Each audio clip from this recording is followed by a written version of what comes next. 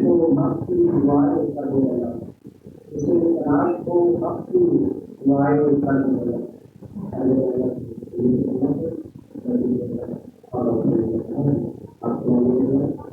جو بات نہیں کرتے ہیں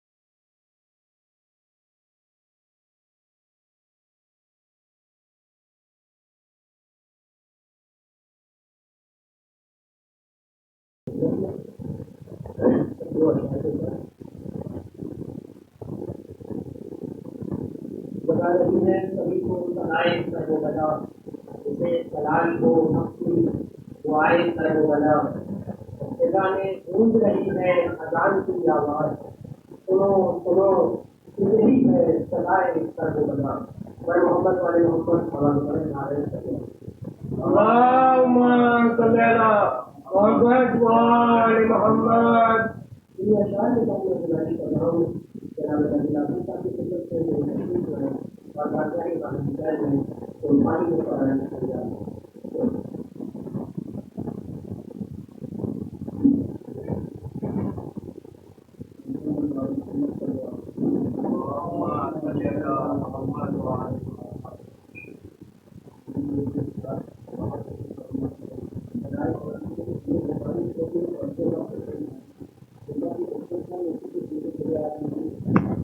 جب بھی عرش اعلیٰ کہیں دکھتا ہے تو شہزادی کون ہے، ہمارے وقت کے امام یہاں تشریف لاتے ہیں، تو ہمیں ہمارا وقت کا امام ہمارا انتظار کرے، حالانکہ ہمیں اپنے وقت کے امام کا انتظار کرنا چاہیے۔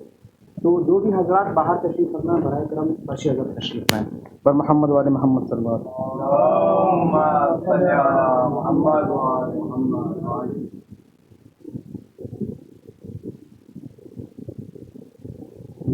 کے حال کا مرثیہ ہے، جب چوتھے امام رخصت کے لیے چلے ہیں، جب شام سے واپس مدینے کا سفر ہوا ہے تو آخری سماعت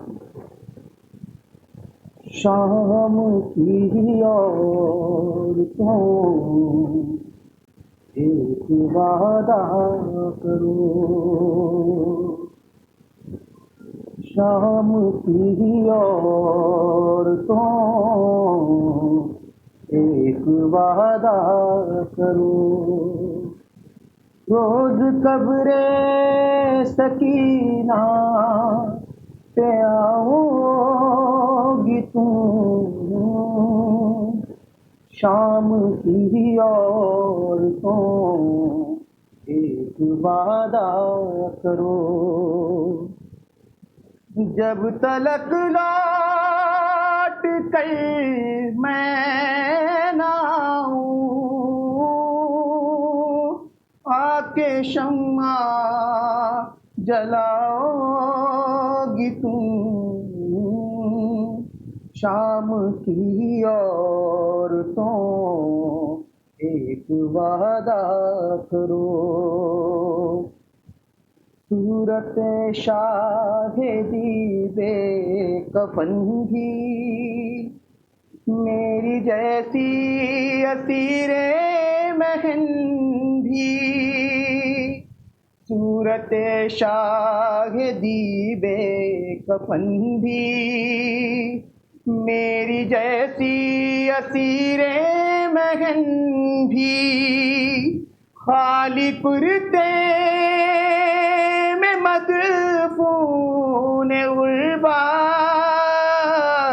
مثل اصغر رہی بے کفن بھی، کیا کفن کی طرح روز چادر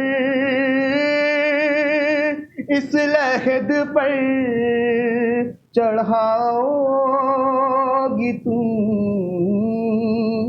شام کی عورتوں ایک وعدہ کرو، ایک یثرب کی تھی شاہزادی، اس کا سکا تھا عباس غازی۔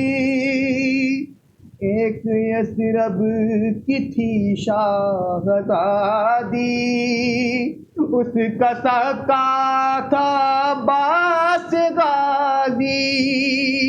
مشق لے کر گیا سوئے دریا، اور قبضے میں کر لی ترائی۔ لوریوں میں یہ سچی کہانی،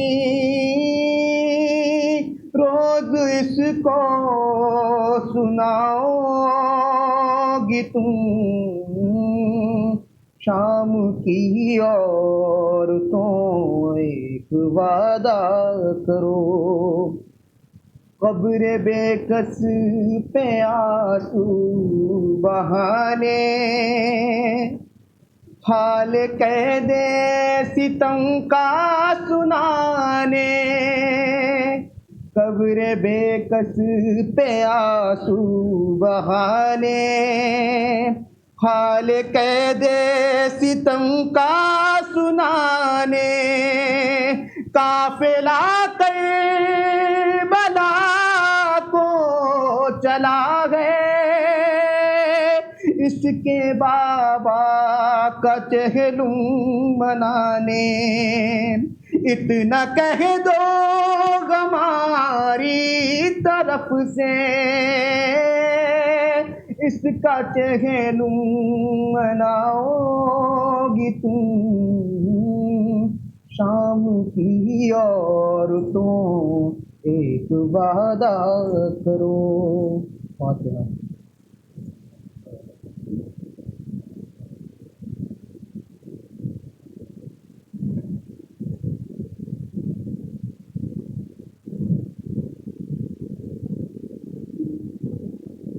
جب آخری مقصد کے لیے جناب سید سجاد بی بی سکینہ کی غربت پہ آتے ہیں، سارے آنسو ایک بار میں اس طریقے سے انہوں نے بہائے بیوی کے قبر پہ۔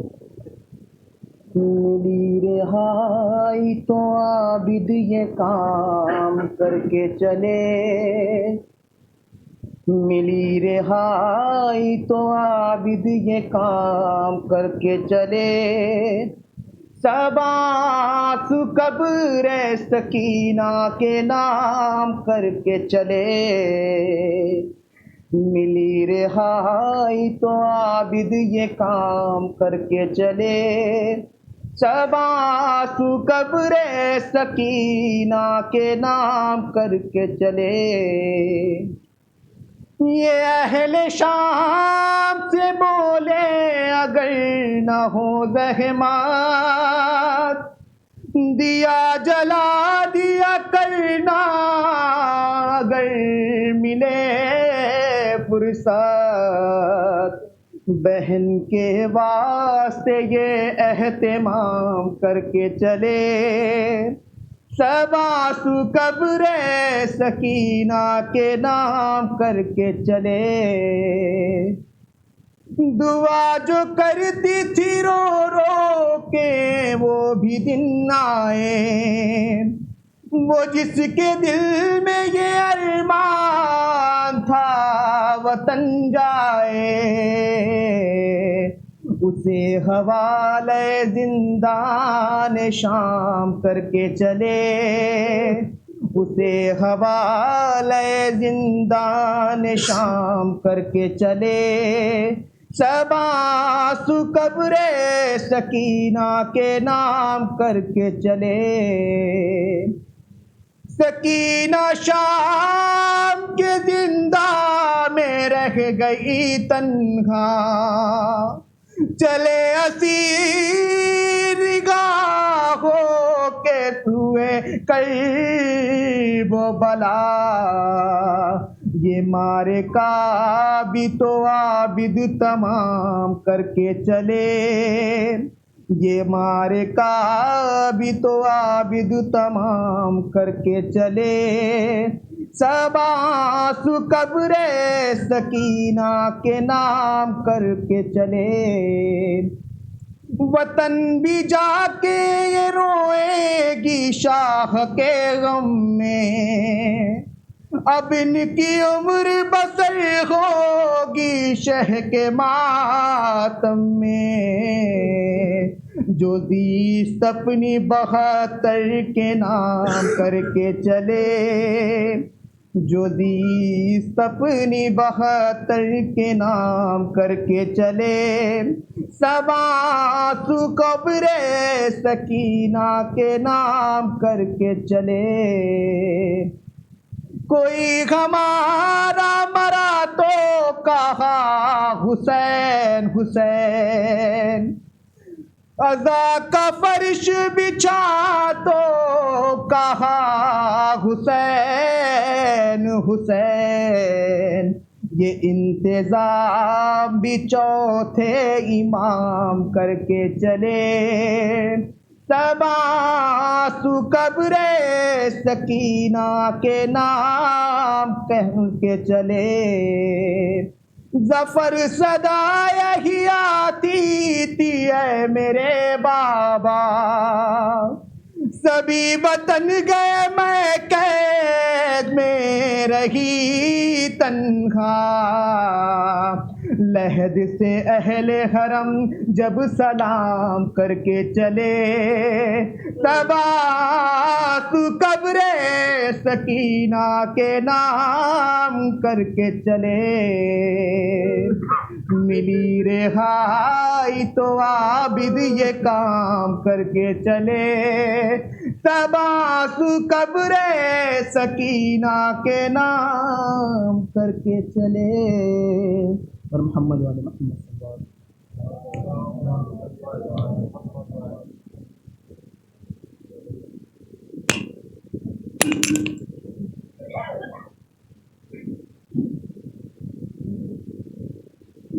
محمد والے محمد آواز بلند نعرہ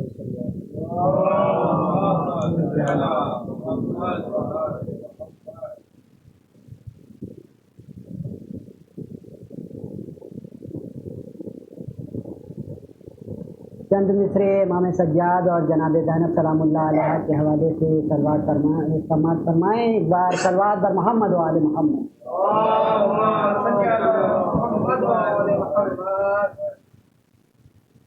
زینب اصول دین کی طرح با اصول تھی، زینب اصول دین کی طرح با اصول تھی، نانا کے شہر میں تھی تو بالکل رسول تھی، نانا کے شہر میں تھی تو بالکل رسول تھی، اور بھائی کے ساتھ سارے سفر میں بطول تھی، اور زینب کبھی حسین کہیں پر حسن بنی، زینب کا ایک تن تھا مگر 5 تن بنی، صلوات اور محمد و آل محمد۔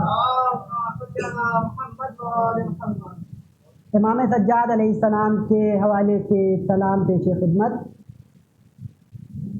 تاروں کی جماعت کو شب تار نہ کہنا، تاروں کی جماعت کو شب تار نہ کہنا، اور بھولے سے بھی عاشور کو تیوہار نہ کہنا،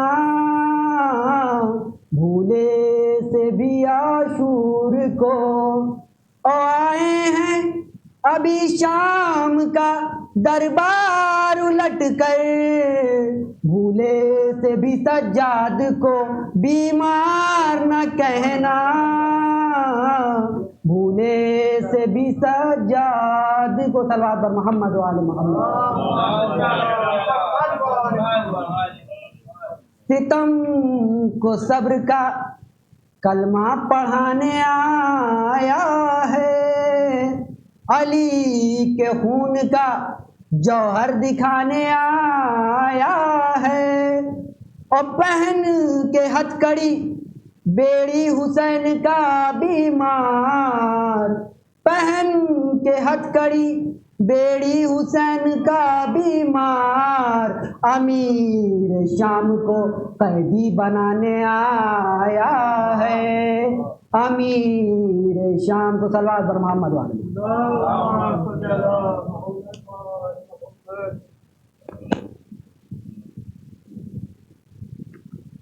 محمد وعلى محمد صلى الله عليه وسلم.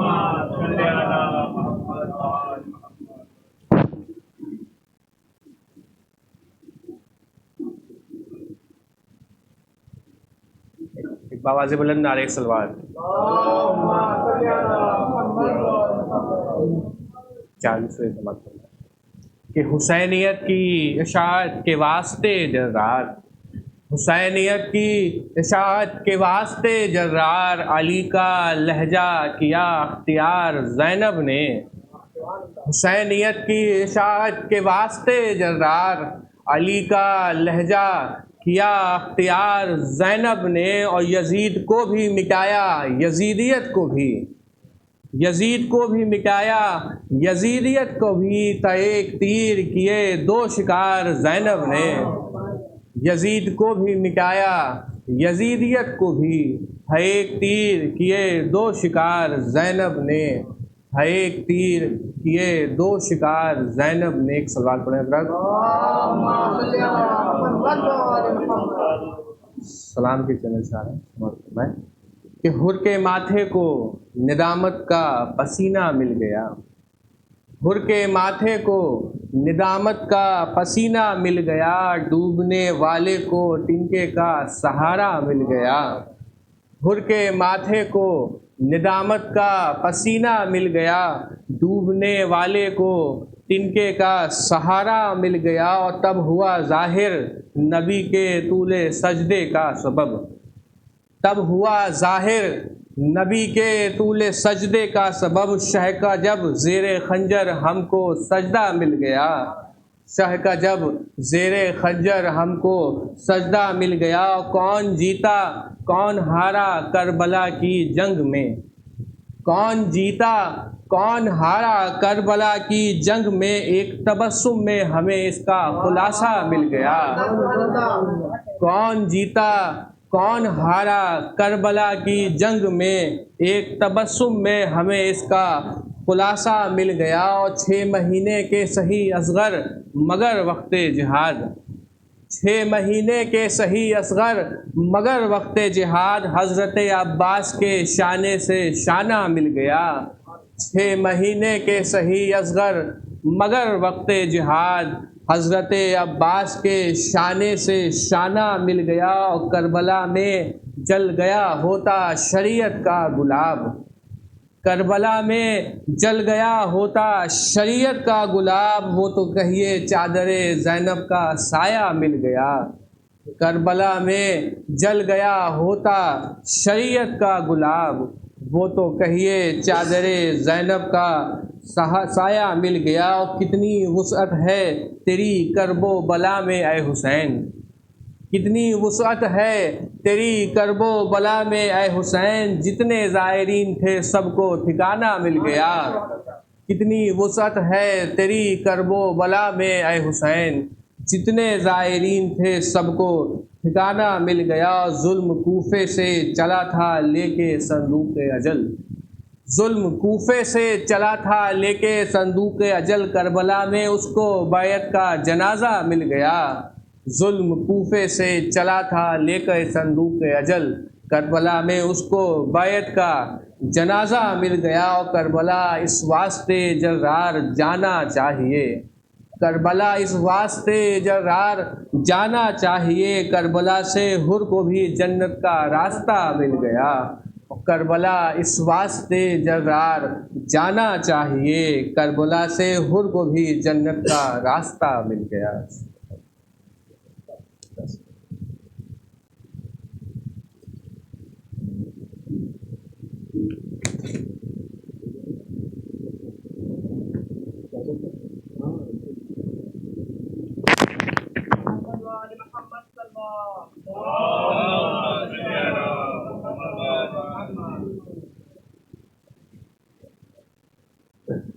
بالکل اختصار سے ایک مطلب اور چند اشعار ثواب ہے.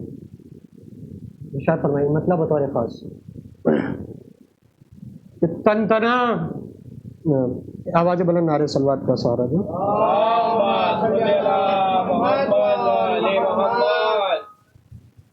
کہ جگا رہی ہے سبھی کو صدائے کرب و بلا،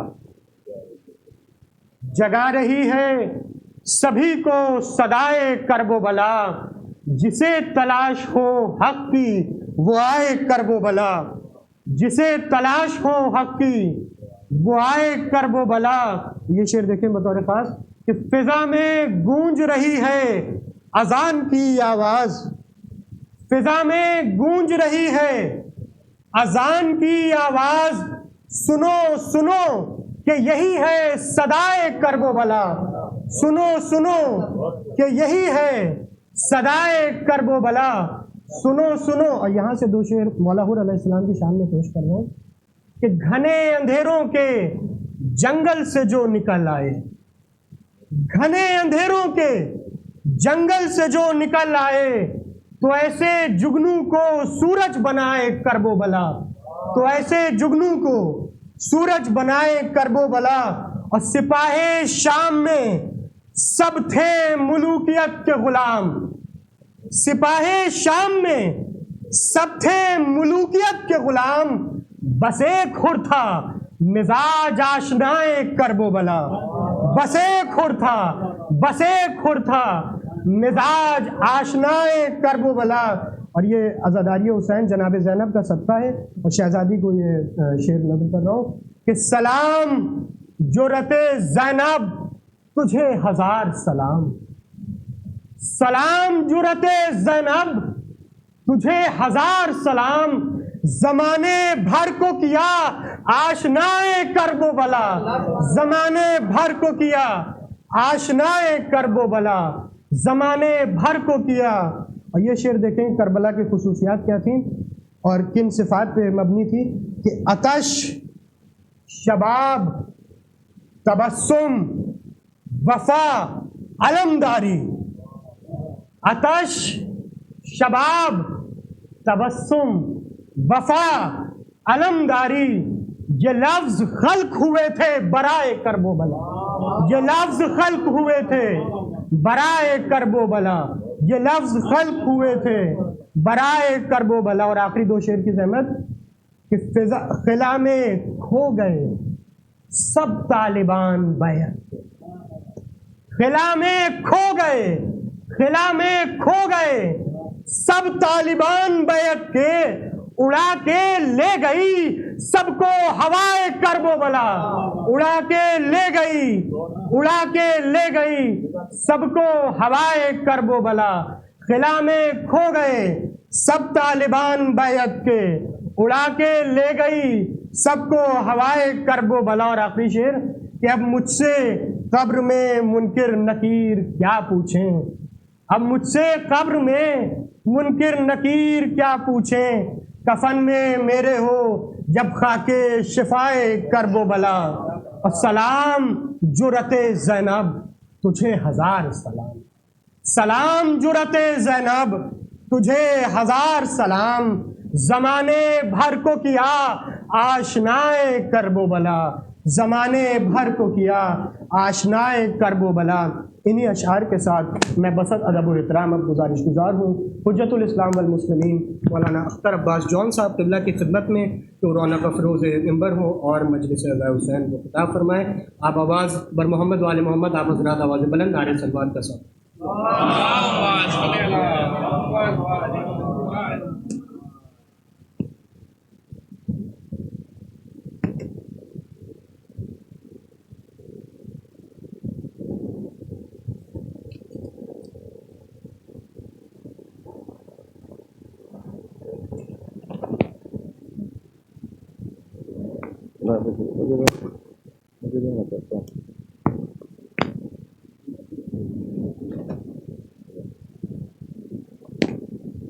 محمد والے محمد آواز بلند نعرے صلوات.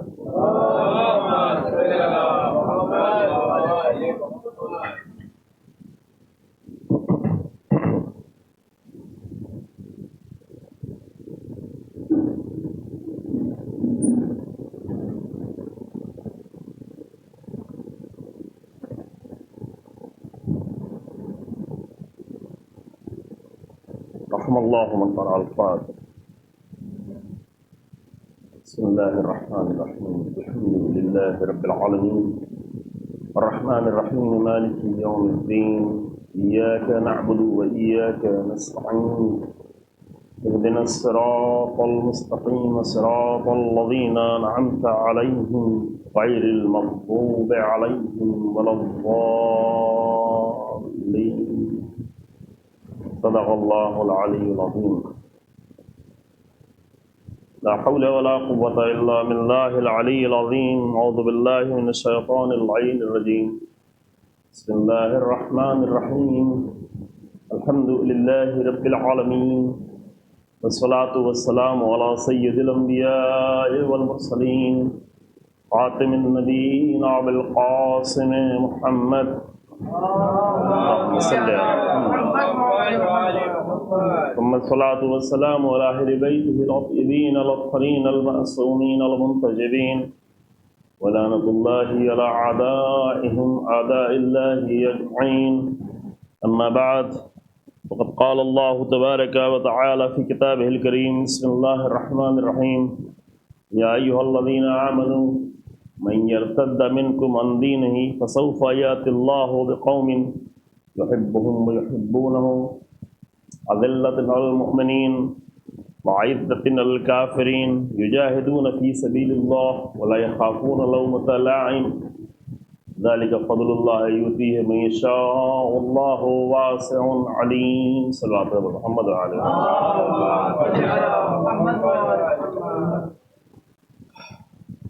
اس آیت پر گفتگو سے پہلے میں ایک چھوٹی سی گزارش کروں. بعد میں پھر ابھی سورہ فاتحہ پڑھنا ہے ایصال ثواب کے لیے.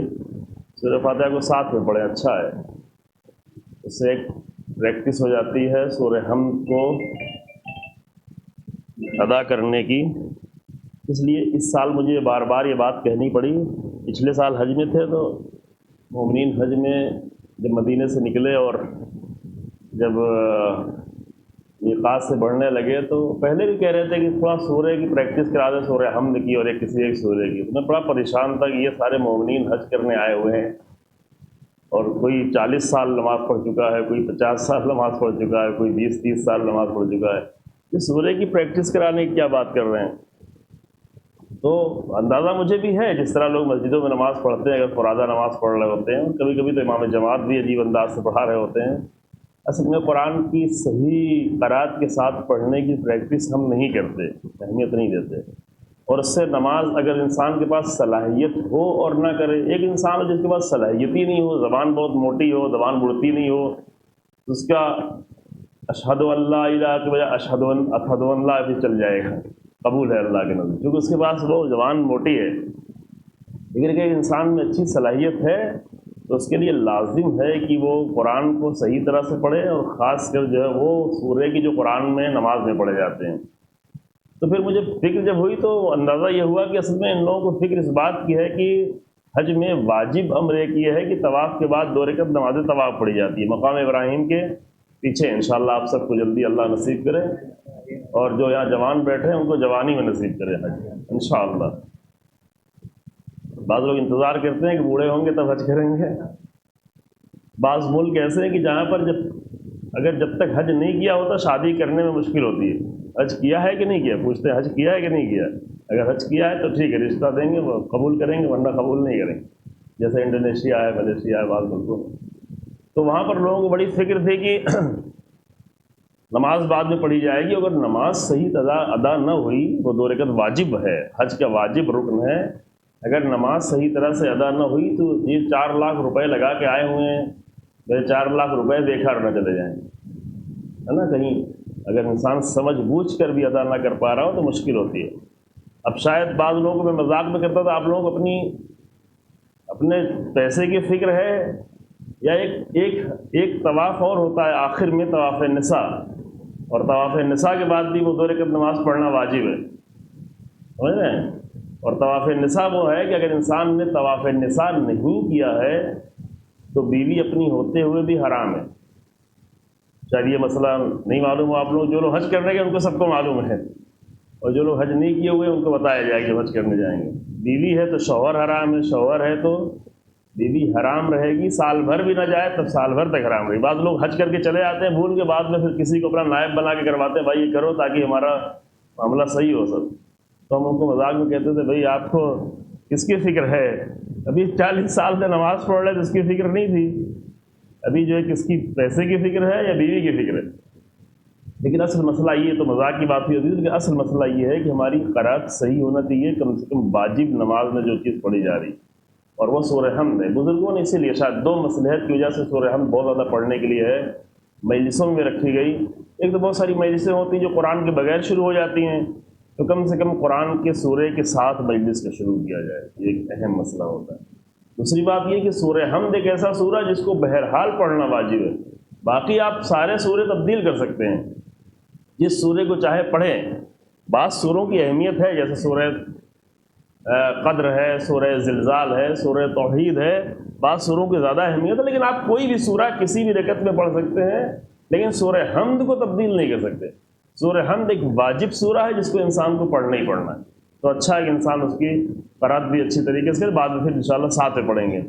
پتہ نہیں بزرگوں نے ہمارے تو شروع کیا تھا، پھر ہمارے ذاکرین نے اس کو آہستہ آہستہ پڑھنا شروع کر دیا، دھیرے دھیرے پڑھتے ہیں لوگ، جلدی سے پڑھ کے ختم کر دیتے ہیں۔ اچھا ہے کہ قرآن کو بلند آواز میں پڑھا جائے، قرأت کے ساتھ پڑھا جائے۔ قرآن حکم دیتا ہے وَرَتِّلِ الْقُرْآنَ تَرْتِيلًا، قرآن کو ٹھہر ٹھہر کے آہستہ آہستہ پڑھو، آہستہ آہستہ، چاہے نماز ہو چاہے ہو۔ اب رہی بات یہ آیت جو میں آپ کے سامنے پیش کی، پہلے میں نے کچھ اور سوچا تھا، آیت کچھ اور سوچی تھی، مطلب بھی کچھ اور سوچا تھا۔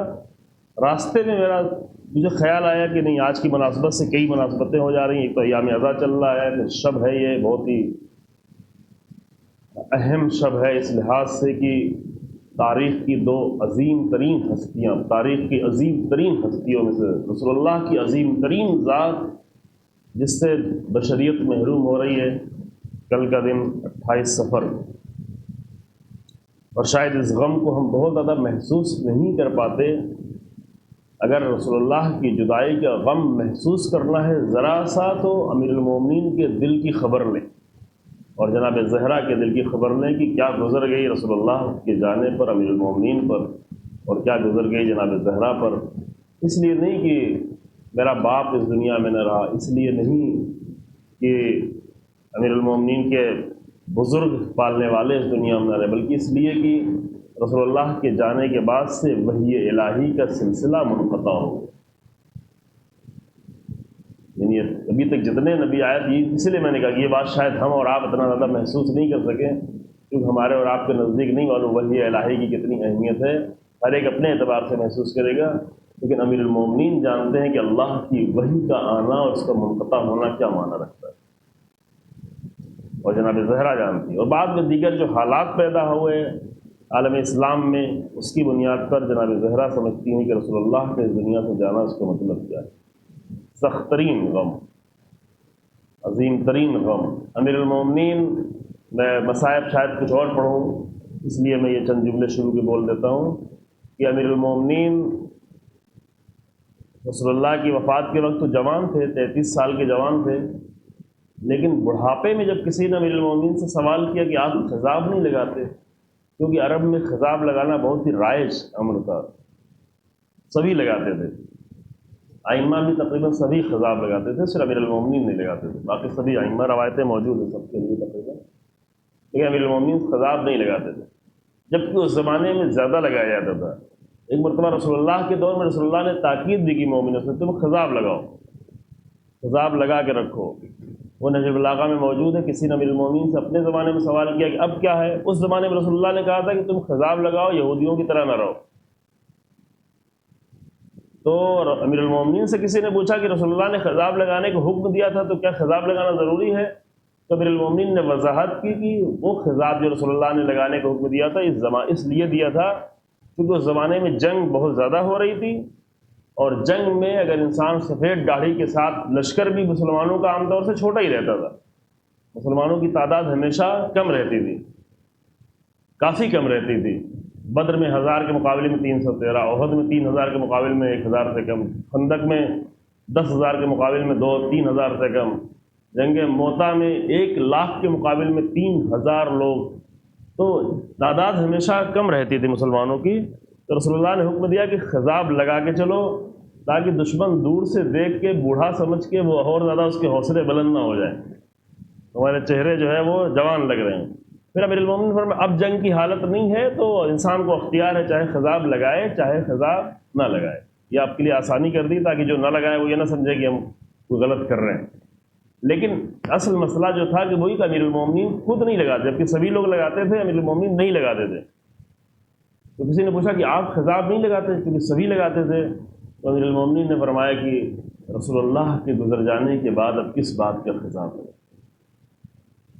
یہ صدمہ تھا امیر المومنین۔ اس وقت امیر المومنین جوان تھے جب رسول اللہ کی رحلت ہوئی، وفات ہوئی، لیکن بڑھاپے میں جب خضاب لگانے کی باری آئی اور خضاب نہیں لگاتے تھے تو فرماتے تھے رسول اللہ کے جانے کے بعد خضاب کس بات ہے؟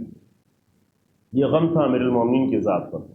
میں نے آپ کے سامنے جو آیت پڑھی اس میں چند صفتیں ہیں، مجلس زیادہ طولانی نہ ہونے پائے اس لیے میں جلدی آگے بڑھتا ہوں۔ یہ قرآن کی آیت ہے، سورہ مائدہ کی آیت نمبر کچھ 56 یا 54، جی ہاں 54 نمبر کی آیت ہے۔ میں نے ابھی اس کو راستے میں نکالا تھا اور سوچا تھا یاد بھی کر لیں، اور یاد بھی ہو بھی گئی تھی، لیکن پھر سامنے رکھا ہے تاکہ کوئی چیز چھوٹنے نہ پائے۔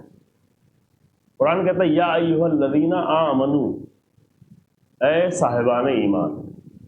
قرآن میں 89 مقامات پر کہا گیا یا ایھا الذین آمنوا، اور ان ساری آیتوں میں بہت ہی انسانی ایمانی سماج کے بہت ہی بنیادی مسائل بیان کیے گئے۔ میں کئی سال سے سوچ رہا ہوں کہ کبھی ماہ رمضان میں، کیونکہ عشرے میں تو نہیں ہو پائے گا، کبھی ماہ رمضان میں توفیق ہو تو ان ساری آیتوں پر گفتگو کی جائے مومنین کے لیے۔ تو اہم ہے کہ اگر جہاں ڈائریکٹ اللہ مومنین کو خطاب کرے یا ایھا الذین آمنوا، یعنی اے مومنو اس بات کو سنو، ڈائریکٹ خطاب کر رہا ہے تو بہت ہی اہم ہو جاتی ہے۔ جو اپنے آپ کو مومن سمجھتا ہے اس کے لیے بہت ہی اہم مسئلہ ہے کہ چند آیتوں میں اللہ ڈائریکٹ کہتا ہے مومنو یا ایھا الذین آمنوا، یہ نہیں کہ سن 1400 سال پہلے سے کہا ہے۔ آج بھی جب ہم کسی آیت کو پڑھتے ہیں تو آج بھی اللہ نے خطاب کر کے کہتا ہے یا ایھا الذین آمنوا، اے مومن۔ اور ایک بحث ہے جو ہمارے بزرگوں نے کی ہے کہ جس وقت انسان جس آیت کو سمجھ لیتا ہے اس وقت وہ آیت اس کے اوپر نازل ہو جاتی ہے۔ اس کے اوپر دو طرح کا نزول ہے قرآن کا، ایک انڈیویجول نزول ہے اور ایک پوری بشریت کے لیے ہے۔ پوری بشریت کے لیے تو رسول اللہ پہ قرآن نازل ہو چکا، لیکن ہم پر کب نازل ہوتا ہے؟ جب کسی آیت کو ہم سمجھ لیتے ہیں۔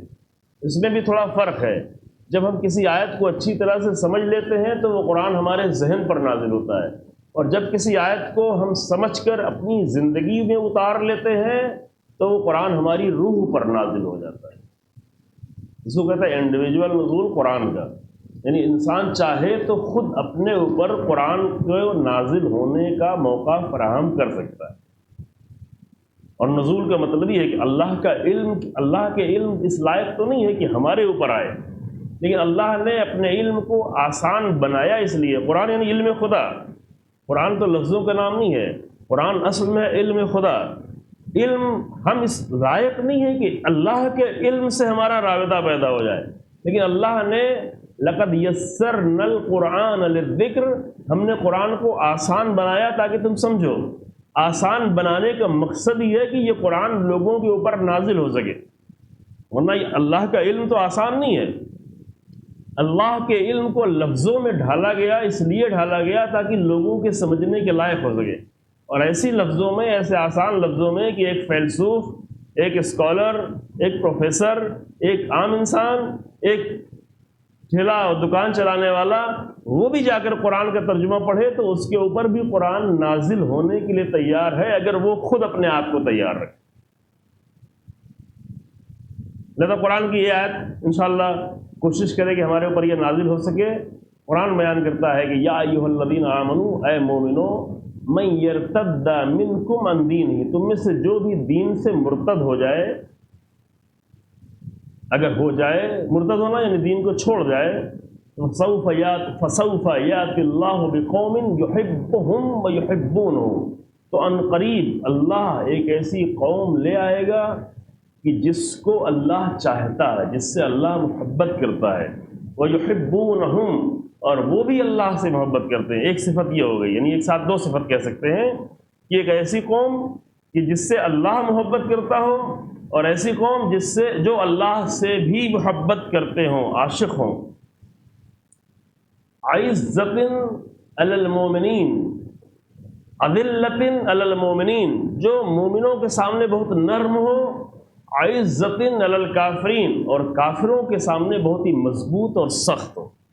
یہ دو لفظیں ہیں. پچھلے سال اس پر ایک پورا اشرا پڑھا گیا ہے یہاں بیت المال کے عزاخانے میں کہ عزت و ذلت حسین ابن علی کی نگاہ میں. وہاں پہ صرف وضاحت کی گئی تھی، ہم وہ باتیں نہیں کرنا چاہتے، لیکن ایک جملہ کہہ کے آگے بڑھتے ہیں کہ عزت کے معنی اصل میں عربی میں ہے سختی، مضبوطی، صلابت. یہ عزت کے لفظ آپ بہت بولتے ہیں، ابھی اردو، ہندی، بہت ساری زبانوں میں بولا جاتا ہے. ذلت کے معنی ہے نرمی، نرم ہونا. حق کے مقابل میں نرم ہونا یہ ہے عزت. باطل کے مقابل میں سخت ہونا یہ ہے عزت. یا معنوں میں بدل فرق ہو جاتا ہے. کون کس کے مقابل میں نرم ہوتا ہے؟ باطل کے مقابل میں مضبوطی سے، سختی سے قائم رہنا یہ ہے عزت. چاہے کوئی بھی باطل ہو، گناہ کی شکل میں ہو، ظلم کی شکل میں ہو، ظالم کی شکل میں ہو، ظالم حاکم کی شکل میں ہو، اس کے مقابلے میں مضبوطی سے ڈٹے رہنا یہ ہے عزت. اگر ہم کہتے ہیں کربلا والوں کی عزت، تو کربلا والوں کی عزت اس لیے ہے کہ ظلم کے مقابل میں دربار تک چلے گئے، لیکن موقف میں ذرہ برابر نرمی نہیں آئی، ذرا بھی نرمی نہیں آئی. یعنی اتنی نرمی نہیں آئی. ایک جملہ سنیں، شاید جلدی سے ہم آگے بڑھ جائیں لیکن آپ متوجہ ہو جائیں گے. وہ یزید جو 6 سال پہلے دمشق سے مدینے تک 1000 سے زیادہ کلومیٹر، بلکہ 1500 سے زیادہ کلومیٹر کا فاصلہ طے کرا کر اپنی حکومت کے پہلے ہی دن یہ حکم دیتا ہے کہ مدینے جا کر حسین بن علی سے بیعت لے کے آؤ ورنہ سر قلم کر دو. ٹھیک، اسی یزید کے دربار میں آ کر سید سجاد کھڑے ہوئے ہیں، لیکن ایک بار بھی بیعت کا سوال نہیں کرتا. وہ جو اتنی دور سے بیعت کا سوال مانگ رہا تھا، اب اسی دربار میں جناب زینب ہے، اسی دربار میں امام سید سجاد ہیں، اسی دربار میں ہتھکڑیوں اور بیڑیوں میں کھڑے ہیں، لیکن ایک بار بھی بیعت کا سوال نہیں کر رہا ہے. کیونکہ یہ اتنے عزت دار لوگ ہیں، یہ باطل کے مقابل میں اتنی مضبوطی سے اپنا موقف پیش کر رہے ہیں کہ یزید کی اپنے دربار میں جرات نہیں ہو رہی ہے کہ وہ آ کر پھر سوال بیعت کرے، بیعت مانگے. یہ عزت ہے. ذلت کیا ہے؟ ذلت یہ انسان باطل کے سامنے نرم ہوتا جائے، ظلم کے سامنے نرم ہوتا جائے. ذلیل کے معنی ہے نرم ہوتا. قرآن میں کئی جگہ استعمال ہوا ہے، میں بحث نہیں کر رہا ہوں لیکن نمونے کے طور پر پیش کر دوں آپ کو یقین تھوڑا آ جائے. قرآن کہتا ہے وَخْفِضْ لَهُمَا جَنَاحَ الذُّلِّ، تم نرمی سے اپنے کندھوں کو اپنے والدین کے سامنے جھکا کے رکھو، نرم رہو. تمہارا لہجہ، تمہاری زبان، تمہاری نگاہیں، یہ سب ماں باپ کے سامنے نرم ہو. ذل یعنی نرم، ذل سے بنا ہوا ہے ذلیل، یعنی نرمی سے. یا قرآن زمین کے لیے کہتا ہے کہ میں نے بعض زمینوں کو نرم قرار دیا، ذلول قرار دیا. ذلول یعنی نرم. جو زمینیں نرم ہیں اس میں سے زراعت ہوتی ہے، اس میں سے پھل نکلتے ہیں، اس میں سے درخت نکلتے ہیں، اس میں سے کھیتی ہوتی ہے نرم زمینوں میں. اس کو قرآن نے کہا ذلیل. وہ زمین جو ذلیل ہے وہی پیدا کرتی ہے، اسی میں پیداوار ہوتی ہے. تو یہ ایک لمبی بحث ہے، لیکن میں اس بات کو یہاں پہ اس لیے عرض کر رہا ہوں کہ قرآن نے مومنین کی صفت یہ بیان کی ہے کہ وہ مومنوں کے لیے اذلۃ علی المومنین، مومنوں کے لیے نرم ہوں گے، وعزۃ علی الکافرین، اور ظالم دشمنوں اور کافروں کے لیے سخت ہوں گے. یہ صفت اس لیے ہے، کبھی کبھی اس کے الٹا ہو جاتا ہے. جب قرآن کے مزاج سے ہم آشنا نہیں ہوتے تو مومنوں پر سخت ہونے لگتے ہیں اور کافروں اور ظالموں کے مقابلے میں ڈر ڈر کے نرمی اختیار کرنا شروع کرتے ہیں. جو ابھی یہ نرمی بہت دکھ رہی ہے، بار بار دکھ رہی ہے، یہ بہت ہی افسوسناک ہے کہ ہم 2.5 مہینے تک تقریباً کربلا کا ذکر کریں خاص کر، ورنہ یوں تو پورے سال حسین ابن علی کو یاد کریں. وہ حسین جو پوری حکومت کے مقابل میں صرف 72 لوگوں کے ساتھ آگے جا کے کھڑا ہو گیا عزت کے ساتھ. ایسے حسین کو ہم 4 کروڑ بلکہ 25 کروڑ لوگ جانیں اور پہچانیں، لیکن تھوڑی سی ایک حکومت آ گئی اس سے ڈرنے لگیں اور اس کے سامنے نرم ہونا شروع ہو جائیں. یہ کم سے کم کربلا والوں کا حق نہیں ہے، اور کربلا کی یاد منانے والوں کا یہ کردار نہیں ہے کہ ظلم کے مقابلے میں نرمی اختیار کر لیں. اور اتنی نرمی اختیار کر لے کہ چاپلوسی کی حد تک پہنچ جائے. بعض لوگ میں کبھی کبھی جملہ کہتا ہوں کہ لکھنؤ کے لوگ تو مسابقہ کر رہے ہیں چاپلوسی، کون زیادہ چاپلوسی کر لیتا ہے. نئے نئے انداز چاپلوسی کے اپناتے ہیں، جب کچھ نہیں چاہا جاتا تو بھی جا کے چاپلوسی کرتے ہیں حکومت کے سامنے. یہ کیا وہی حسین ابن علی کے بہننے والے ہیں؟ یہ تھوڑا اہم مسئلہ ہے، اس پہ توجہ کریں عزیزو. یہ تقاضا کریں، سب سے تقاضا کریں کہ جس کے سامنے کربلا ہوتی ہے وہ عزت کے ساتھ مرنا تو پسند کر لیتا ہے، لیکن ذلت کے ساتھ ظلم کے مقابل میں جا کر چاپلوسی کرنا پسند نہیں کرتا. انشاءاللہ کہ نہیں ہو. یہ باتیں بار بار کہی گئی ہیں، کلپس بھی موجود ہیں، میں تو یہاں پہ معمولی طور پر کہہ کے آگے بڑھ رہا ہوں عزیزو. لیکن یہ صفت بیان کی ہے قرآن نے. سورہ فتح میں بھی یہی صفت ہے کہ محمد الرسول اللہ والذین معہ اشداء علی الکفار رحماء بینہم. محمد رسول اللہ اور ان کے جو ساتھی ہیں ان سب کی صفت یہ ہے کہ وہ کافروں پر بہت ہی شدید اور آپس میں بہت ہی رحم دل ہیں. آپس میں رحمت یہ نہیں کہ آپس میں سخت ہو جائیں، ایک دوسرے کے خلاف ممبروں پر آ کر طنز کرنے لگے، پتھر مارنے لگے، نیزے چلانے لگے، شیعہ سنی کے خلاف، سنی شیعہ کے خلاف. نہیں کہا رحماء بینہم، آپس میں رحم دل ہیں، آپس میں رحمت کی بات کرتے ہیں، آپس میں ایک دوسرے سے قریب ہوتے ہیں. اشداء علی الکفار، لیکن باطل کے مقابل میں بہت سخت. یہ بنیادی صفت ہے. معاف کیجیے، یجاہدون فی سبیل اللہ، اللہ کی راہ میں جہاد کرتے ہیں، ڈرتے نہیں، کوشش کرتے ہیں. جہاد کے اصل معنی ہے کوشش. جہد سے جہاد کے لفظ بنا ہوا ہے، جہد کے اصل معنی ہے کوشش. ہم جہد کہتے ہیں، یہ لفظ استعمال کرتے ہیں، اردو میں بھی بولی جاتی ہے. دو لفظ ہیں، جد و جہد. ہم جد و جہد کہتے ہیں، جبکہ جد و جہد، جد کے معنی ہے کسی مسئلے میں سیریس اور سنجیدہ ہونا، جہد کے معنی ہے کوشش کرنا. جب انسان کسی بھی مسئلے میں سنجیدہ ہوتا ہے تو لازمی طور پر اس کے لیے کوشش بھی کرتا ہے. جب تک سنجیدہ نہیں ہوتا تب تک کوشش بھی نہیں کرتا. اگر سنجیدہ نہیں ہوتا تو ممکن ہے ممبر پر بھی سنجیدہ نہ ہو، اور اگر ممبر پر ایک قوم کا مستقبل بنانے والا سنجیدہ نہ ہو تو پوری قوم غیر سنجیدہ ہو کے رہ جاتی ہے. یعنی اس کا دین، اس کا ایمان، اس کا اقتصاد، اس کی اکانومی، اس کا سماج، یہ سب کے سب غیر سنجیدہ ہو جاتا ہے اگر قوم کے ذمہ دار لوگ غیر سنجیدہ ہو جائیں. وہ جو آپ کو شاید یہ مجلس تھوڑا عجیب لگ رہا ہے، ایسے لوگ جو پہلی بار سن رہے ہیں. جو لوگ ہماری مجلس سنتے رہتے ہیں ان کو معلوم ہے کہ ہم ایسے ہی آخر تک پڑھیں گے. آپ لوگ انتظار کر رہے ہیں ابھی مولانا کب جوش آئے گا، کب تڑکیں گے، کب بھڑکیں گے. نہیں، اتنا اچھا سا مائک لگا ہوا ہے، اسپیکر، میں کچھ بھی نہیں کروں گا اور آپ کو زحمت بھی نہیں دوں گا. زحمت نہیں چاہوں گا میں نہیں. کچھ بات کو ذرا سا چیخ کے ہم کہیں گے، آپ مجبور ہوں گے واہ واہ کرنے کے لیے. لیکن آپ کو پتہ ہے عزیزو، یہ واہ واہ کے رسم نے ہمارے مسائل کو بہت غیر سنجیدہ کر دیا ہے. قوم میں اتنے سارے جو مسائل بنے ہوئے ہیں کہ تھوڑی دیر کی تفریح کا سامان، وہ بھی اذا کے نام پر. کسی سے پوچھے کیسی مجلس ہے؟ کہ مجلس اذا ہے. اذا کے نام پر اتنی تفریح. اذا تو سب جانتے ہیں نا، اذا یعنی مصیبت، اذا یعنی غم. اذا کے نام پر اتنی تفریح کا سامان. یہ تھوڑا سا کنٹراڈکشن لگتا ہے مجھے، آپ کو پتہ نہیں لگتا ہے کہ نہیں لگتا ہے.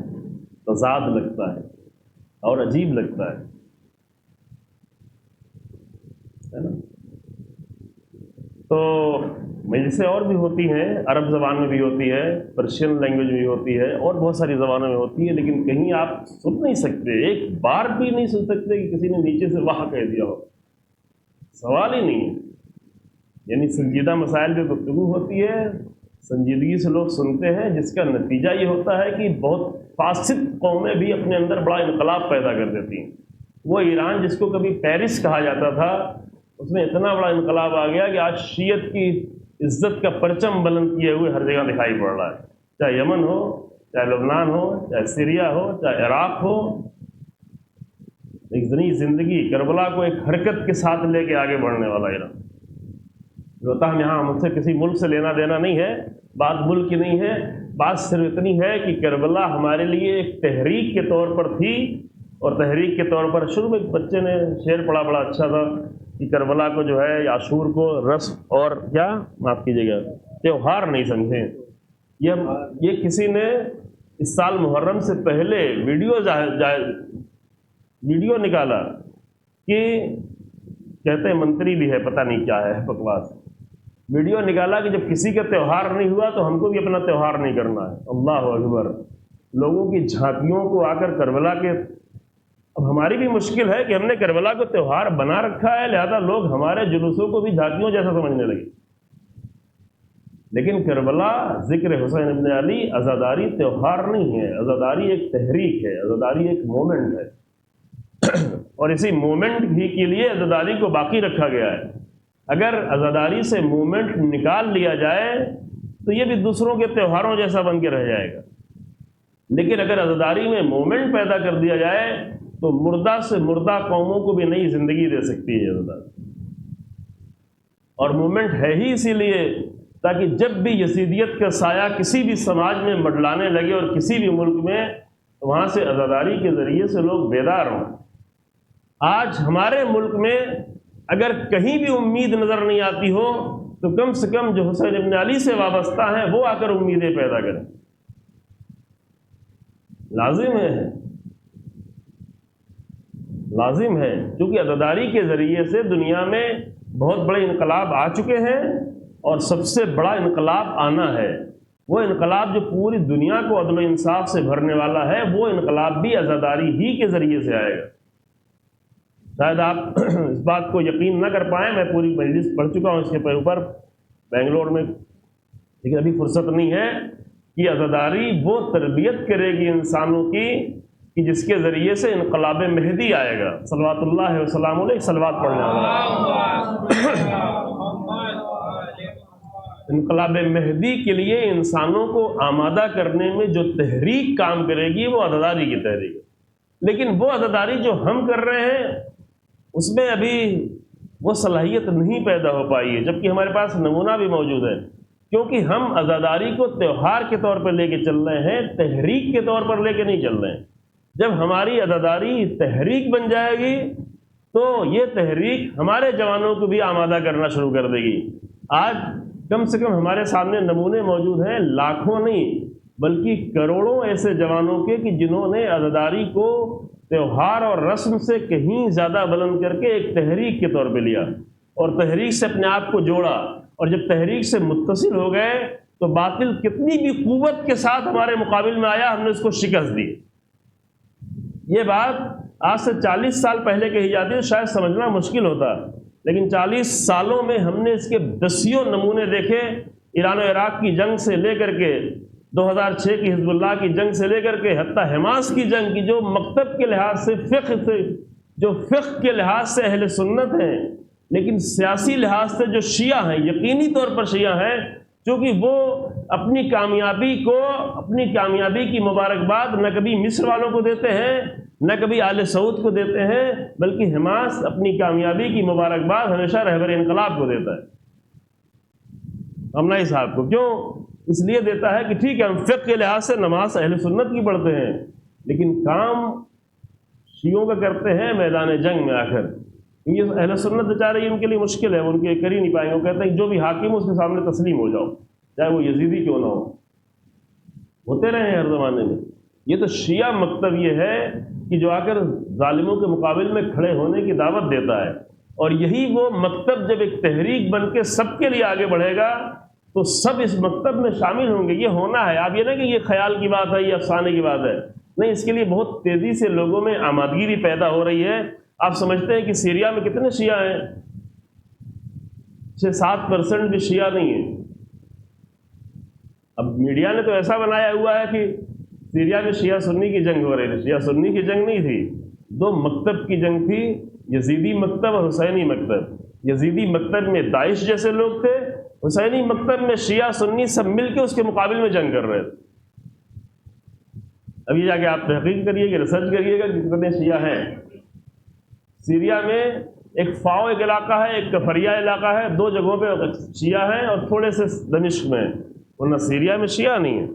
لیکن جو لوگ جا کے لڑے ہیں پورے مختلف ملکوں سے، اس میں شیعوں کی تعداد بہت زیادہ تھی، لیکن خود وہاں کے جو لوگ داعش کے مقابل میں جو لڑ رہے تھے وہ خود اہل سنت تھے، جو ساتھ میں تھے، شیعہ سنی سب ساتھ میں تھے، جو یہ سمجھ چکے تھے کہ کفر کے مقابلے میں، یعنی داعشی کفر کے مقابلے میں ممکن ہے آپ کو کہے کہ کفر کا لفظ کیوں استعمال کر رہے ہیں. ہم ٹھیک ہے، ہم کسی مسلمان کو کافر نہیں کہتے، اور اچھا بھی نہیں کسی مسلمان کو کافر کہنا.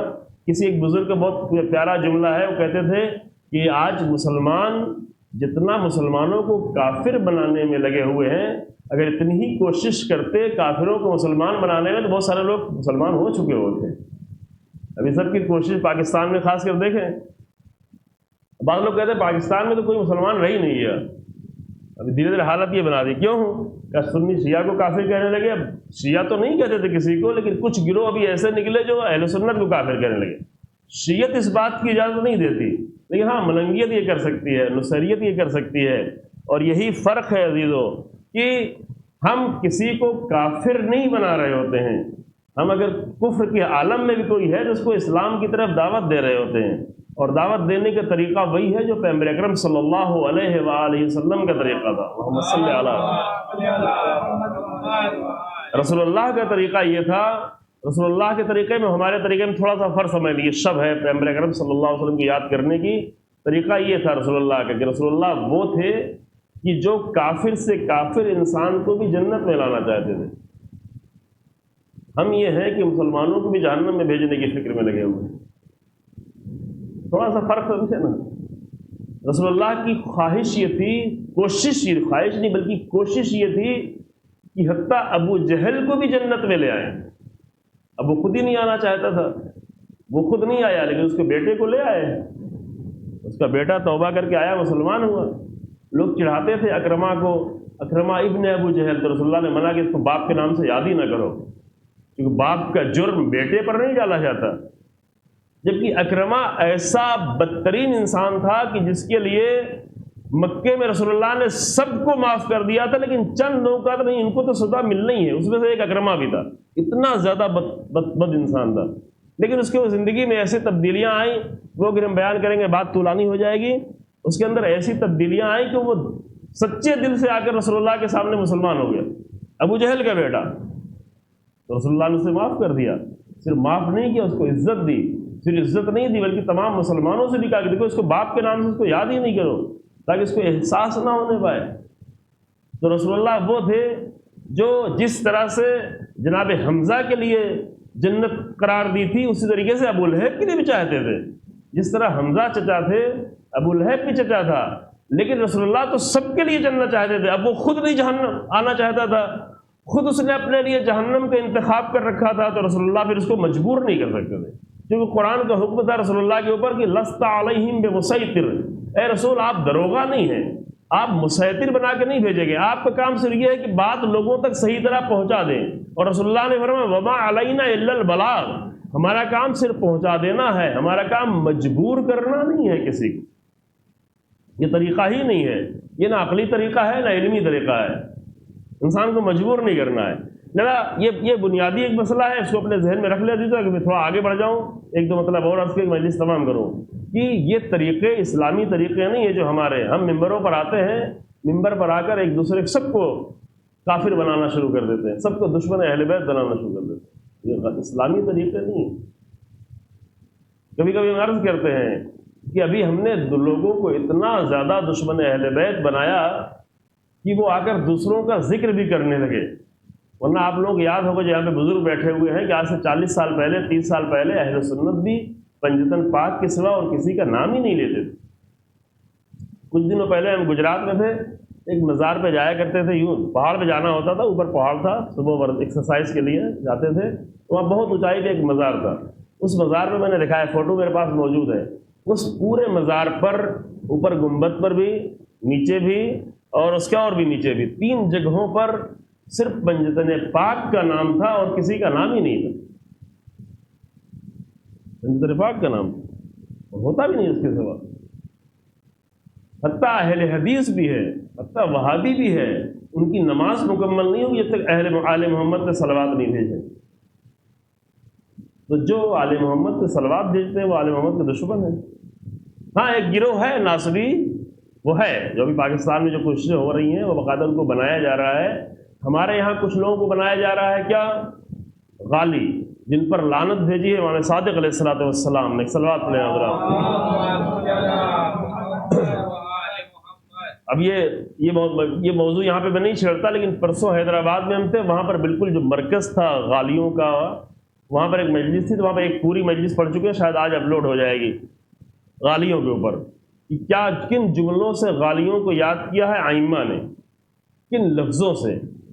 یہ تو ایک جملہ میں عرض کر دوں، یہاں تک امام فرماتے ہیں کہ انہ شر من الیہود والنصارى والمجوس والذین اشرکوا، یہ یہودیوں سے بدتر ہیں، یہ مجوسیوں سے بدتر ہیں، یہ مشرکوں سے بدتر ہیں، یہ عیسائیوں سے بدتر ہیں. کیوں بدتر ہیں؟ اس لیے کہ ایک یہودی، ایک مجوسی، ایک عیسائی، ایک مشرک، اس کا مذہب الگ ہے، وہ آ کر ہمیں دھوکہ نہیں دے سکتا، لیکن ایک غالی انسان آ کر ممکن ہمارے جوانوں کو دھوکہ دے جائے. نام ہے اہل بیت پر، اہل بیت کے نام پر، اور اہل بیت کا نام لے کر اہل بیت کے دین سے دور کر دے.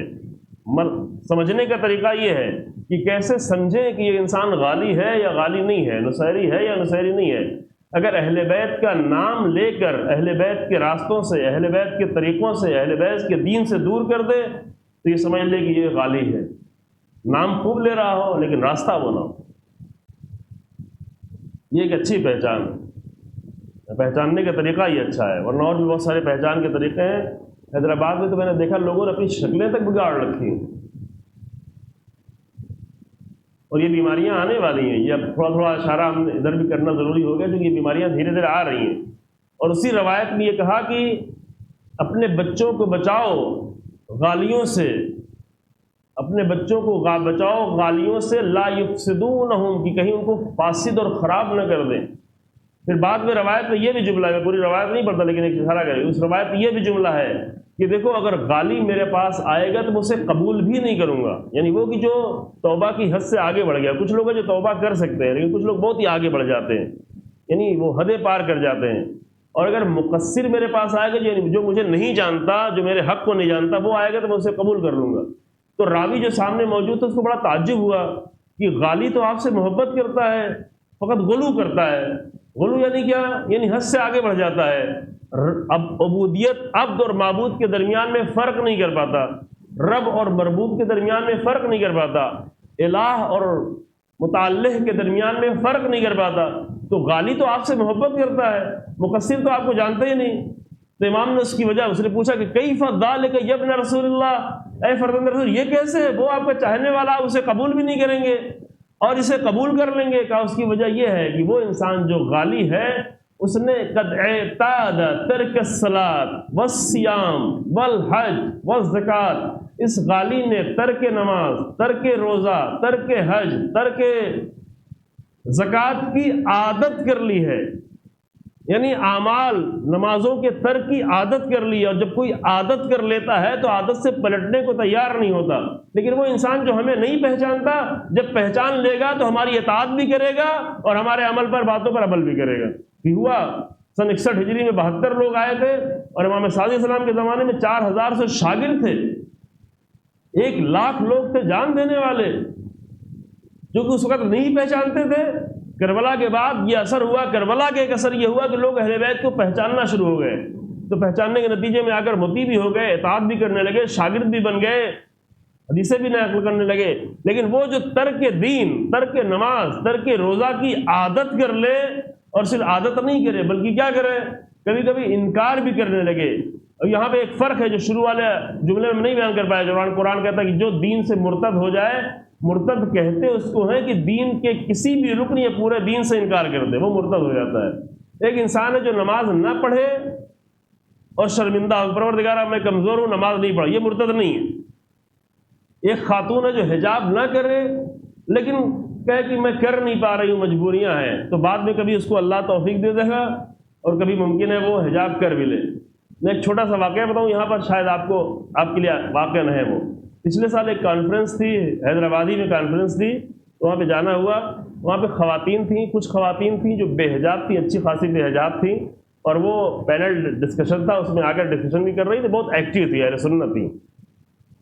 پھر بعد میں مجھے گفتگو کرنی تھی، تو گفتگو میں ہم نے دعا کی. اور پھر انہوں نے اپنی گفتگو میں یہ بتایا کہ یہ فلاں خاتون ہے کہ جو ان عورتوں کے حق کے لیے لڑتی ہیں کہ جو حجاب کرتی ہیں یونیورسٹیز میں کالجز میں، ان کے لیے لڑتی ہیں. خود بے حجاب تھی لیکن لوگوں کے لیے لڑتی ہیں. اور یہ کوئی بہت ہی عجیب بات نہیں تھی، اس لیے کہ وہ یہ کہہ رہی تھی کہ بھائی ایک انسان کا اپنا لباس انتخاب کرنا اس کا اپنا حق ہے، چاہے وہ لباس حجاب انتخاب کرے چاہے حجاب انتخاب نہ کرے.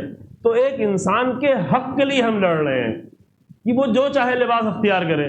تو انہوں نے اس کے لیے بہت جنگ کی تھی اور بہت بڑا کام کر بھی رہی ہیں. پھر میری تقریر کی نوبت آئی تو ہم نے جا کر وہاں پہ صرف ایک جملہ کہا تھا. میں نے کہا دیکھیں میں نے یہ موبائل میں اپنے نوٹس لکھ رکھا ہے کہ یہاں پر ایک ہم نے بہت اچھا منظر دیکھا اور ہم اس کو پازیٹیو نگاہ سے دیکھتے ہیں، نگیٹو پر پہلو نہیں پیش کرتے. پازیٹیو یہ ہے کہ ایک ایسی خاتون ہے کہ جو خود بھی تو حجاب نہیں کرتی لیکن لوگوں کے حجاب کے لیے لڑ رہی ہیں. پازیٹیو یہ ہوا نا. نگیٹو یہ ہوگا ان کی ہم توہین کریں کہ خود حجاب کرتی نہیں اور دوسروں کے حجاب کی لڑ رہی. یہی نگیٹو، یہی ایک جملہ دو طرح ہو سکتا ہے نا. تو یہ بات ان کو پھر ہم نے ساتھ میں دعا بھی کی، یہ لڑتے لڑتے انشاءاللہ وہ خود بھی حجاب کرنے لگیں گی. اس سال جب میں گیا تو لا کر مجھے تصویر دکھائی ان کی کہ دیکھیں یہ خاتون ابھی حجاب کرنے لگی ہیں. اور وہ میگزین کی تصویر تھی، لندن میں میگزین چھپتی، اس کی تصویر تھی، بہت زیادہ ایکٹیو ان کا رول ہے. تو وہاں پر ان کی تصویر چھپی ہوئی تھی حجاب کے ساتھ. وہ پچھلے سال جو بالکل حجاب نہیں کیے ہوئی تھی، اس سال حجاب کے ساتھ ان کی تصویر لندن کے کسی میگزین میں بھی چھپی ہوئی تھی.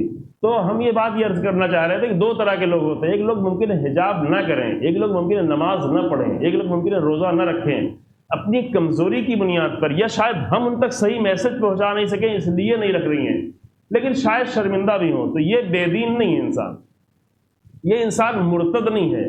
لیکن اگر ایک انسان کسی بھی دین کے رکن کا آ کر انکار کرے کہ نہیں حجاب کچھ ہوتا ہی نہیں ہے، نماز سے کچھ لینا دینا نہیں ہے، تو کسی بھی دین کے رکن کا اگر انکار کرے چاہے اپنے دل میں چاہے زبان پر، اس کی منزل مرتد کی منزل ہو جاتی ہے. وہ انسان جو کمزوری کی بنیاد پر نہ کرے، ممکن ہے کبھی توبہ کر لے.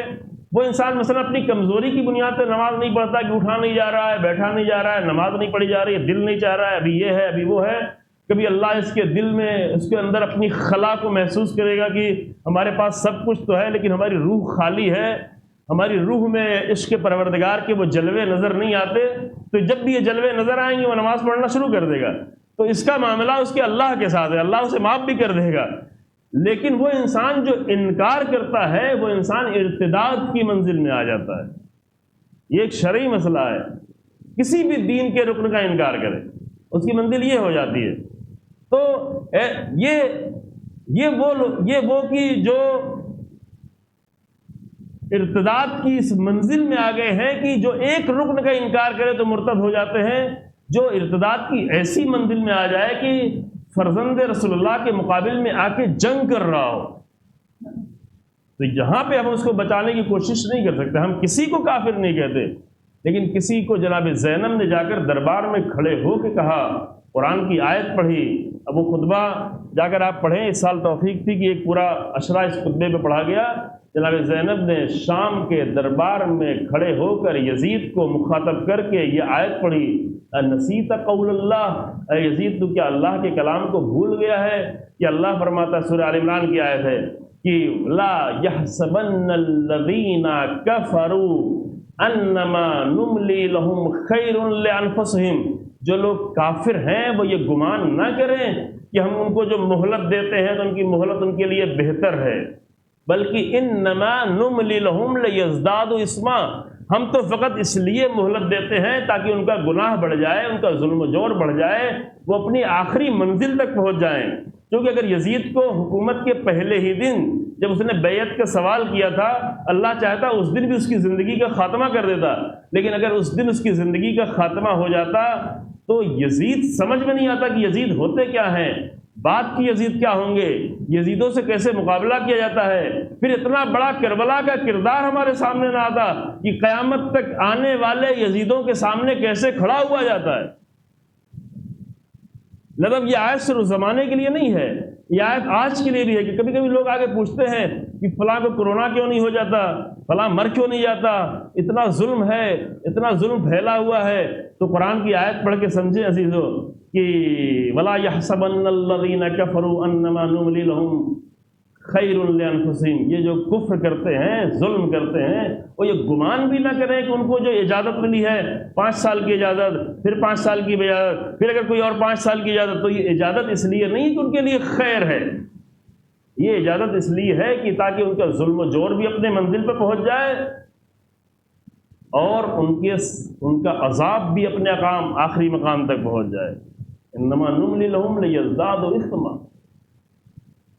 अल्लाह हलीम है, अल्लाह की ज़ात हिल्म रखती है। अल्लाह हमारी तरह नहीं, किसी ने हमारे लिए कुछ कहा, आपने फ़ौरन उसका रिएक्शन जाहिर किया, फ़ौरन जवाब दिया। फ़ौरन जवाब वो लोग देते हैं जिनको अपनी क़ुव्वत पे भरोसा नहीं होता, जिनको अपनी जो कमज़ोर होते हैं, जो कमज़ोर लोग होते हैं वो अपने घर वालों को भी ख्याल नहीं रखते, फ़ौरन जवाब देते हैं। अल्लाह की ज़ात हलीम है। लिहाज़ा युजाहिदून फ़ी सबीलिल्लाह, बस मैं आयत का तर्जुमा ही करके गुफ्तगू तमाम करता हूँ आखिर तक। और उनकी एक सिफत और है, क्या? वला यख़ाफ़ून लौमत लाइम, वो मलामत करने वालों की मलामत की कोई भी परवाह नहीं करते, डरते ही नहीं।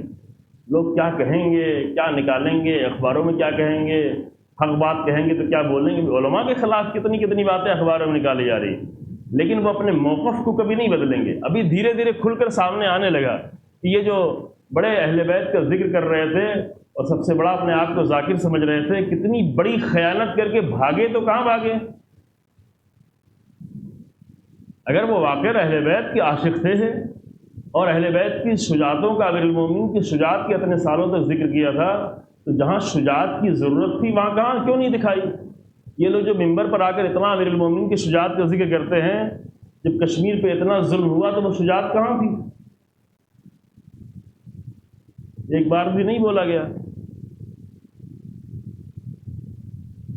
जहां आज के जालिमों के मुकाबले में शुजात दिखाना चाहिए, औरतें चली गई घंटा घर तक, मर्द नहीं गए, तो शुजात कहाँ गई? अमीरुल मोमिनीन की और सैकड़ों फजीलतों से तो हम महरूम ही कर रखे अपने आप को। अमीरुल मोमिनीन की हिकमत की कोई खबर ही नहीं हमें, अमीरुल मोमिनीन के इल्म से हमने अपने आप को बहुत दूर कर रखा है, अमीरुल मोमिनीन के तकवा से हमने अपने आप को बहुत ही दूर किए हुए हैं, अमीरुल मोमिनीन के ज़ुहद से हमें कोई आशनाई नहीं है, अमीरुल मोमिनीन की और सैकड़ों फजीलतों से तो हमारा कोई राबता ही नहीं है। एक फजीलत का हम जिक्र करते रहे, अमीरुल मोमिनीन की शुजात, तो जिस फजीलत के इतना जिक्र करते रहे, कम से कम वक्त पर वो शुजात तो जाहिर हो। क्योंकि फजीलतों का फ़लसफ़ा ही यही है कि ये फजीलतें इतनी बयान की जाएँ ताकि लोगों में फजीलतें पैदा हो जाएँ। फजीलतें वाहवाह करने के लिए नहीं होती, फजीलतें इंसानों की रूह में पैदा करने के लिए होती हैं। फजीलतें जिक्र होती रहें ताकि कौम बाफजीलत कौम बने, जवान बाफजीलत हों, लोग बाफजीलत हों, इतने बाफजीलत हों कि उनकी फजीलतों को देख देख कर दूसरे फजीलतें पैदा करें, दूसरों में कमालात पैदा हों। तो वो कहाँ गई शुजात?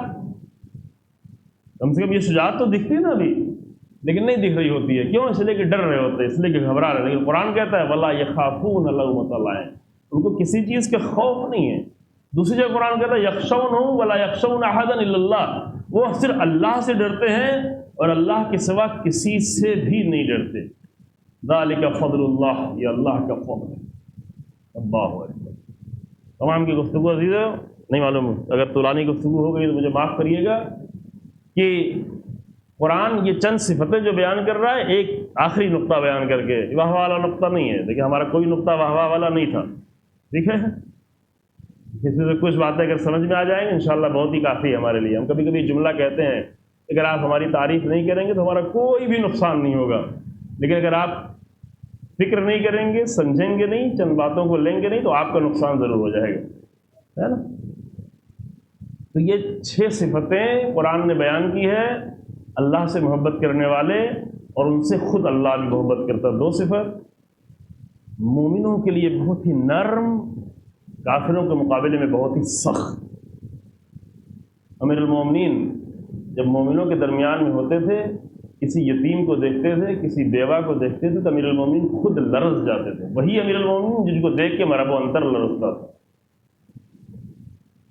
ये फ़र्क है।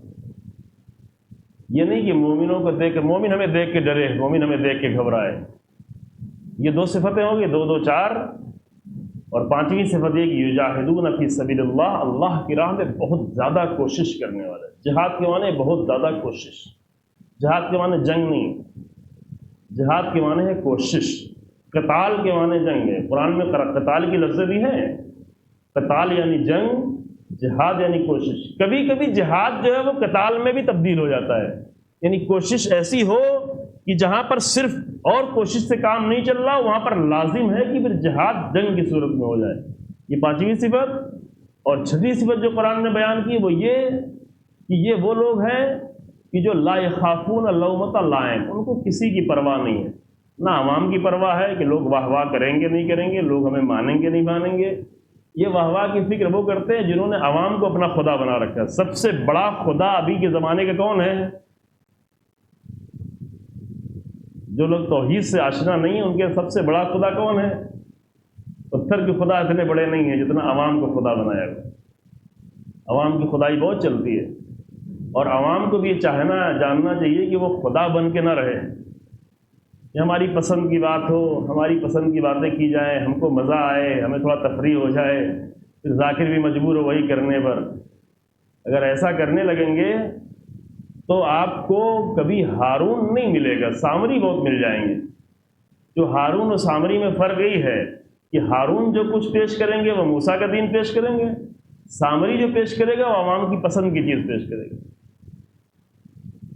اب یہ بات کہہ تو گیا، لیکن اب میں ختم کرنے جا رہا تھا، لیکن یہ بات کہہ گیا تو آپ کے چہرے کو دیکھ کے مجھے لگ رہا ہے کہ تھوڑی سی وضاحت کرنی پڑے گی، معاف کیجیے گا، ایک جملے میں وضاحت کرتا ہوں۔ سامری وہ تھا کہ جو دیکھ رہا تھا کہ یہ قوم جس کو موسیٰ جیسا اولو العزم نبی 40,000 بنی اسرائیل کو فرعون سے نجات دے کر دریا سے گزار کے لے کے چلا آیا، اور جیسے ہی دریا سے باہر نکلے وہ کہتے ہیں ایک قوم کو دیکھا وہ بتوں کی پرستش کر رہے تھے، جا کے موسیٰ سے کہتے ہیں اجعل لنا الہا کما لہم آلہہ۔ یہ بھی قرآن کی آیت ہے، اس آیت کو بھی اپنے اوپر اتار لیں نازل ہونے میں تھوڑی دیر کے لیے، کہ اے موسیٰ ہمیں ایسا خدا بنا کے دے جیسے ان کا خدا ہے۔ یہ آپ کو خدا مجھے دکھائی نہیں پڑتا، مزہ نہیں آتا، اسے نہ چوم سکتے ہیں، نہ چاٹ سکتے ہیں، نہ چھو سکتے ہیں، نہ محسوس کر سکتے ہیں۔ مشکل ان کی کیا تھی؟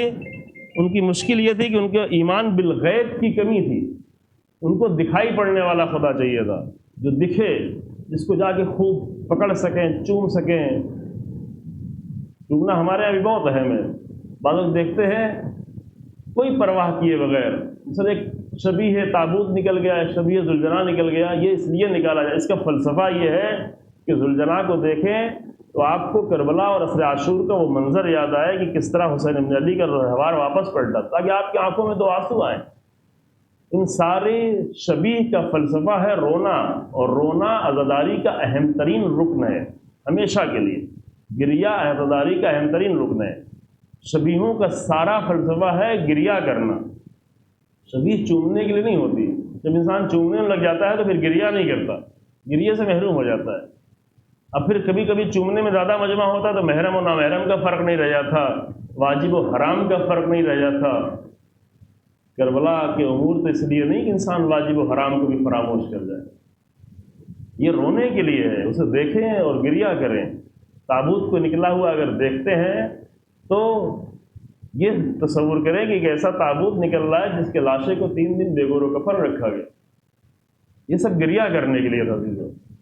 لہذا وہ قوم بنی اسرائیل اسے وہ خدا سمجھ ہی نہیں آتا تھا، یہ کون سا خدا ہے؟ وہ خدا جس نے ابھی تھوڑی دیر پہلے اپنی نگاہوں کے سامنے فرعون کے لشکر کو غرق کر دیا اور جناب موسیٰ کے ساتھ 40,000 لوگوں کو پار کر دیا دریا، اسی خدا کو جو کہ آنکھوں سے نہیں دیکھا نہیں سمجھ میں آ رہا ہے، آنکھوں سے دکھنے والا خدا جو موسیٰ سے آگے کہہ رہے کہ تم نے کہاں لا کے ہمیں پھنسا دیا۔ قرآن کی آیت انا لمدرکون، ہم تو پکڑے گئے، ہم تو مارے گئے، پیچھے فرعون کا لشکر ہے، آگے بہتا ہوا دریا ہے، کہاں لے کے آئے؟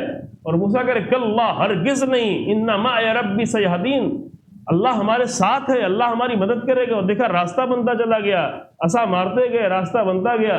یہ سب کچھ اپنی آنکھوں سے دیکھا، پھر بھی اس خدا پر انہیں بھروسہ نہیں آ رہا تھا کہ ایسا خدا مجھے بنا کے دے۔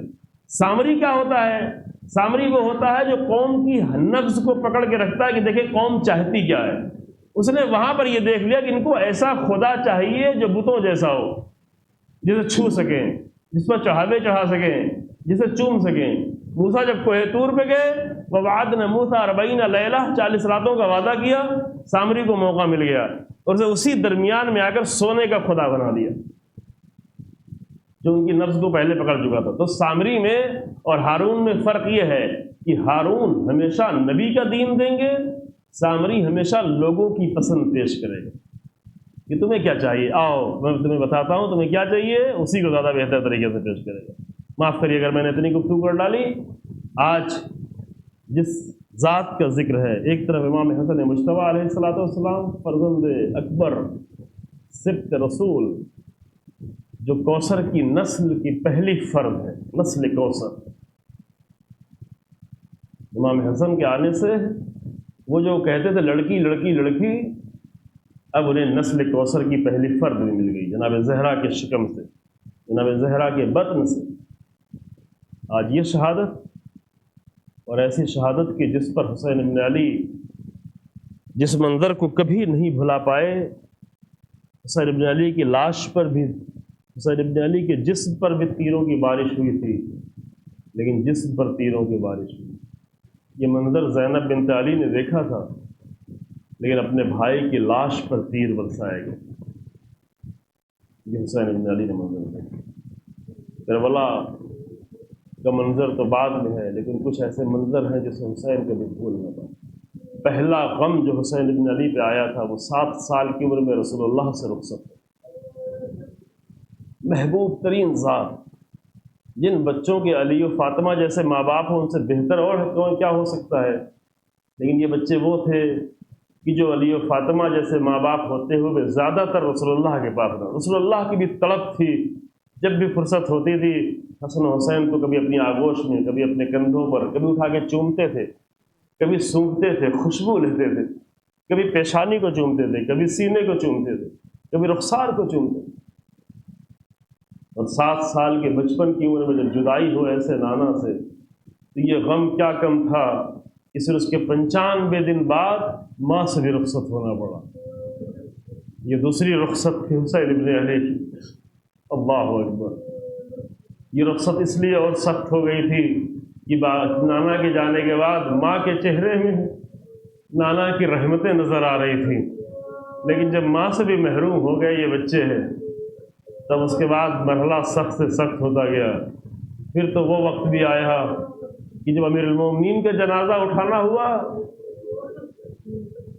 ماں کی قبر بنائی وہ بھی تاریکی میں، ماں کے جنازے پہ گئے وہ بھی تاریکی میں۔ ماں کی قبر بنانے کے بعد 12 لوگ شریک ہوئے تھے، امیر المومنین کے خاص اصحاب، امیر المومنین نے ان کو رخصت کر دیا۔ امام حسن اور امام حسین ساتھ میں رہ گئے۔ یہ روایت امام حسین علیہ السلام سے اصول کافی میں بھی ہے، نہج البلاغہ میں بھی ہے کہ امیر المومنین جناب زہرا کی قبر بنا کے کھڑے ہو گئے، رسول اللہ کے روضے کی طرف رخ کیا، اور رخ کرنے کے بعد چند جملے فرمائے۔ اس میں ایک جملہ یہ تھا کہ یا رسول اللہ قلّ عن صفیتک صبری ورق عنہا تجلدی، یا رسول اللہ آپ کی بیٹی کے بعد میرے صبر کا دامن تنگ ہو گیا، یعنی یہ غم مجھے برداشت نہیں ہو رہا یا رسول اللہ۔ اس لیے نہیں کہ میری زوجہ تھی، اس لیے کہ آپ کی بیٹی تھی، اس لیے کہ شدید ترین حمایت حامی تھی، ولایت کی، حق کی سب سے بڑی حامی تھی، اس لیے اس صبر پر، اس جدائی پر مجھے صبر نہیں ہو رہا ہے۔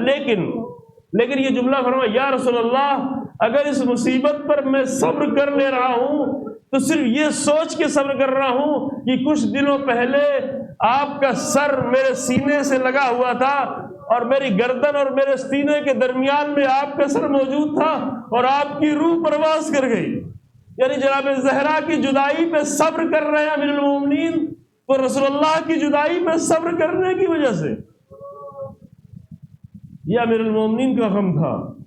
پھر جب امیر المومنین سے رخصت ہونا پڑا تو اس طرح حسن حسین نے رخصت کی، ایک وصیت کی تھی پیچھے سے تابوت کو اٹھانا، آگے سے تابوت خود اٹھے گا، اور نجف کے سنگلاخ وادیوں میں جہاں کوئی بھی انسان نہیں رہتا تھا وہاں دور جا کر چند کلومیٹر دور جا کر دفن کر کے آئے، اور اس کے بعد جب جنازہ اٹھا تو تیروں کی بارش ہو گئی۔ خود رسول اللہ کے مدینے میں حسین ابن علی کی نظروں کے سامنے تیر برسائے گئے، لیکن بہرحال بھائی موجود تھا، اور شاید جا کر زینب کو یہ خبر بھی نہ دی ہو یہ میری بہن میرے بھیا کے جنازے میں تیرے تیر پڑے، لیکن اس کے لیے زینب نے خود کو تو آمادہ کر رکھا تھا کہ عصر عاشور تیروں میں معلق لاشا ہے، شبر خنجر لے کر آگے بڑھ رہا ہے، شبر کا خنجر ہے اور حسین ابن علی کی پشت پر خنجر چلا رہا ہے۔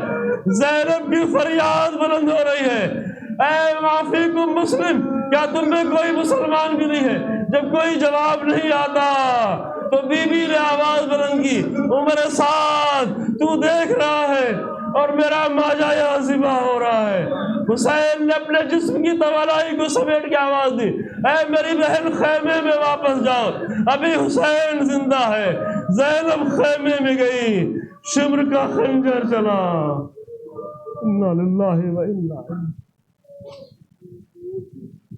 سيعلم الذين ظلموا أي منقلب ينقلبون ربنا تقبل منا إنك أنت السميع العليم بحق محمد وعطرته الطاهرين۔ پروردگارہ ہمارے اس مختصر سے عمل کو قبول فرما، پروردگارہ ہمارے اس عمل کو عبادت کا درجہ عطا فرما، پروردگارہ ہمیں راہ حسین ابن علی پر چلنے اور راہ حسین ابن علی پر مرنے کی توفیق عنایت فرما، پروردگارہ کلمہ حق کو عزت و سربلندی عطا فرما، کلمہ باطل کو نیست و نابود فرما، علماء حق اور براجۂ کرام کی حفاظت فرما، رہبر انقلاب جو تحریک حسین ابن علی کو پوری قوت کے ساتھ لے کر آگے بڑھ رہے ہیں، پروردگارہ اس بوڑھے مجاہد کو طول عمر عطا فرما، امام زمانہ کے ظہور میں تعجیل فرما اور ہمیں امام کے حقیقی ناصروں میں قرار دے۔ حضرات سے گزارش ہے کہ ایک مرتبہ پھر سورہ فاتحہ کی تلاوت فرما کر مرحوم سید زاہر حسین ابن زین العابدین اور مرحومہ شہر بانو بنت وحید حسین کی روح کو ارسال فرما دیں۔ بسم اللہ الرحمن الرحیم، الحمد للہ رب العالمین الرحمن الرحیم مالک یوم الدین، ایاک نعبد و ایاک نستعین، اہدنا الصراط المستقیم صراط الذین انعمت علیہم غیر المغضوب علیہم ولا الضالین۔ اللہم اغفر للمؤمنین والمؤمنات والمسلمین والمسلمات الاحیاء منهم والاموات، تعبئ بیننا وبینهم بالخیرات، انک مجیب الدعوات وانک علی کل شیء قدیر۔